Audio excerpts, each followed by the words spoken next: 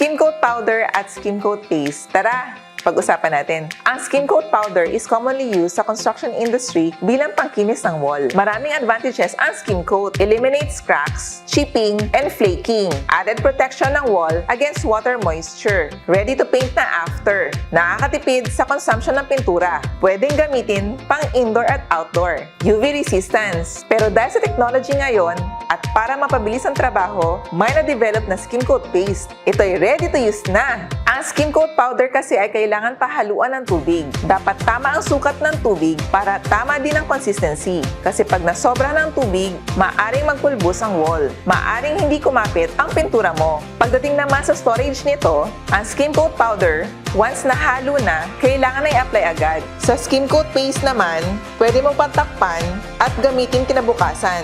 Skim Coat Powder costs 480 pesos per 20 kilo bag that can cover up to 20 square meter. Ang Skim Coat Paste naman costs 1,395 pesos per 20 kilo pail that can also cover up to 20 square meter. If for indoor use at limited ang budget, Skim Coat Powder works best. Pag outdoor naman, best talaga ang Skim Coat Paste dahil mas maganda in terms of workability, flexibility, and quality nito. So choose what's best for you. Gusto nyo maka-avail ng 20% discount, click nyo lang ang link sa caption. See ya!